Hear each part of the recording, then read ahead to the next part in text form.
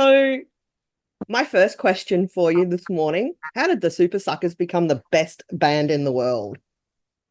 I don't know, just by default. I think we started to believe that at one point, and we just started to say it, and now it's become the thing. It has become a thing. So, my name's Beck. I'm from the Live Wire. Everybody, this is Eddie Spaghetti from the Supersuckers, Yeah, the yeah, yeah. best, the best band in the world. Um, First of all, I wanted to talk about um the cracking cover that you guys did of Hey Ya. I only just discovered that last night and I was like, whoa, that's amazing. So, Yeah. what brought that about? Well, we did that right when that song was popular. It was like Mhm. rarely does a song come out that's popular that everybody's listening to that resonates with me like that. And I Mhm. just felt like that's like a punk rock song, really. Yep. And I wanted to show how punk rock it was by doing it. So, and I was thinking back of a time like, in the 50s when several artists would have a hit with the same Hmm. song kind of at Yep. the same time. I was kind of Yep. hoping like that, but it, Yeah. And it it's didn't work such, out for us so much. yeah. And I was going to say, it's actually such a dark song with It such a is. happy, like everybody took it on face value that there was this fun, shake it like a Polaroid, and it was so fun. Everyone danced to it, sung along to it. The lyrics are actually so dark. Yeah. Talking So about I his guess mom, dad getting a divorce, and yeah, all yeah, it's there's a lot in there. yeah.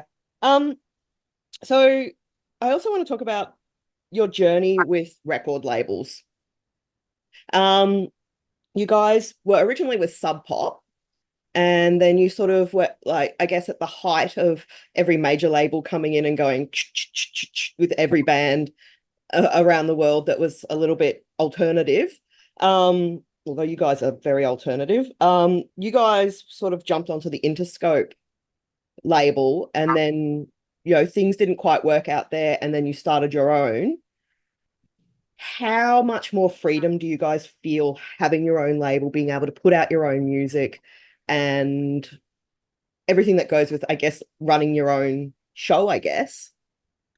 Well, we enjoyed that. We no longer do our own label. So Okay, that my was information's not up to date.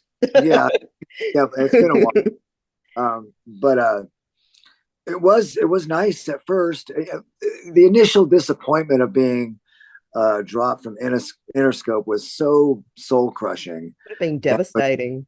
such a catastrophic event. Mm. We shouldn't even have survived it, really. I mean, it should have killed the band, Yeah. but it didn't. And Yep. we made a record that was really great Hmm. after that. That has become, it's a pivotal record for us now. But Yeah. the time it was just a lot of disappointment. Like this record should be on Interscope. That would have been absolutely devastating for you guys. And I know because I found you guys around the end of your Sub Pop days on the compilation that you guys released. Uh-huh. Because somebody played Creepy Jackalope Eye for me. And I was just like, who the hell are these guys? I want to find out more. And I went and found out, sort of what you could, I guess, at that time when the internet was still a baby.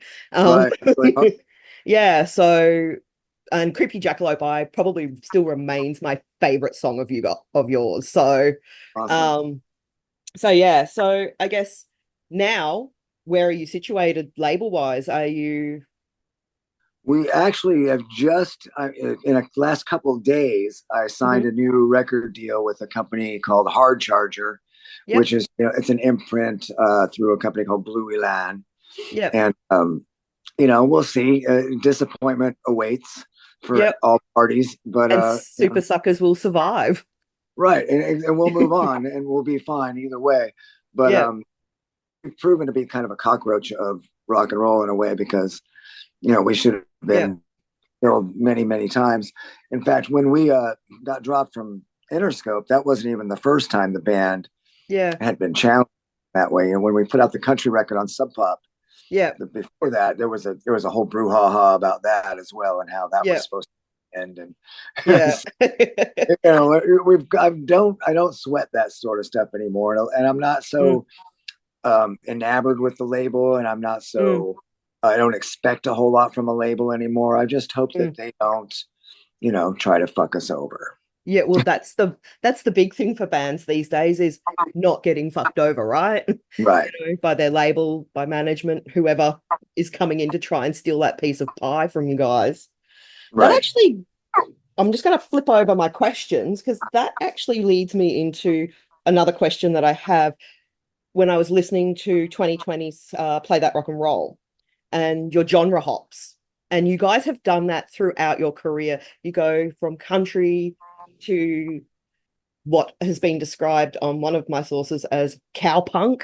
Um, I kind of always thought it was sort of like, I guess, country, sort of almost you guys were like country Billy almost in some aspects as well. The genre hops, how do you guys go about putting a record together when you guys touch on so many genres? I don't know. It just for me, it all just feels like songs. Yep, These are songs, and I just kind of let the song tell me what it wants to be, yep, as opposed to forcing it to be like a Supersuckers song. Like, hmm, I used to write all these sort of songs, and I would just make them all super fast and yep, try to short, and they call them Supersucker songs. But yep, now I write songs and I let them be what they're going to be, and we just kind of sequencing the record is one of the funnest things, yeah, the yeah, whole process. So it's fun when you have like a couple of different colors and you got to get them in there and make it work. I yeah. like the challenge. Yeah, I actually look when I was listening to Play That Rock and Roll, you sort of started at the start and it was much more rock at the start. And then you slowly moved into almost punk. And then by the end, it was kind of like back to rock with a bit of punk in there. And I've quite enjoyed the sequencing on that record. So it Oh, was good. like such a lovely progression. And I was just like, yep, definitely can listen to this one all the way through and understand where they're going with that. Um, so new music, like Yes, 2020 was your last one. So I with know. your We actually we recorded a new record in February of mhm, this year. So it's just it had, for some reason the mixing process has taken for a long time. yeah, It will be out next year for yeah. sure. Are you Um, playing any of it on the tour? yeah, and that's the funnest stuff to play, of course, Yeah, for me. It was, yeah, excellent. and Um, people love it. People are impressed that we still have good new songs. yep, yep, yeah. I was like, I was actually amazed because you guys are really consistent with releases. And I expected there to be a big gap somewhere because there's a big gap in my head between some, where the end of Sub Pop to sort of a couple of years ago when I re got into over COVID when I was just finding out, going and find more music, find more music. I need more music because COVID's bringing me down. Um, Right.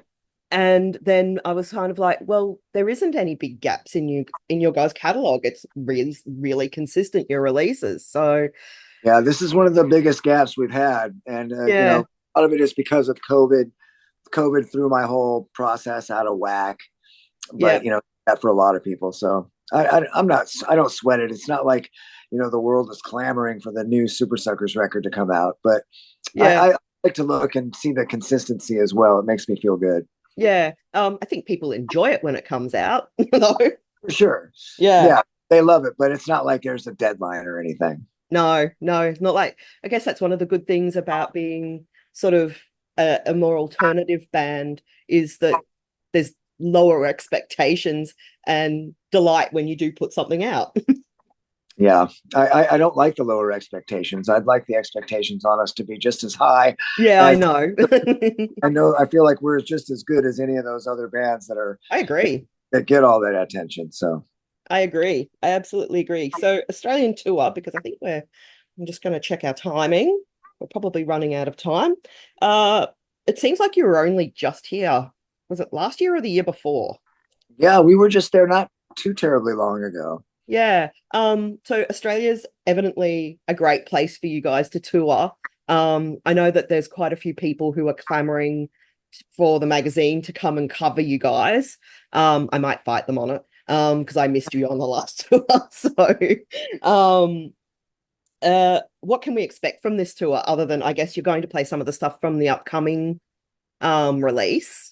Yeah, we're gonna play new stuff, and there's a part of the show where I like to let the crowd let us know if there's some songs that we haven't played that they want to hear. We try to do that too. So Yeah. it's a Supersuckers extravaganza.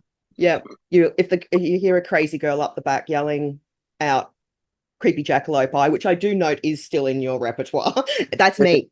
That's me. Yeah. We'll But probably have already played that one by that time. So yeah, I know. I was going to say it's fairly high up in the set lists that I looked at online. But thank you for speaking to me today, Eddie. I've really enjoyed our chat. And I look forward to seeing you when you're here. yeah, thanks for helping us spread the word. I really appreciate it. Thanks, Eddie. All right, thank you.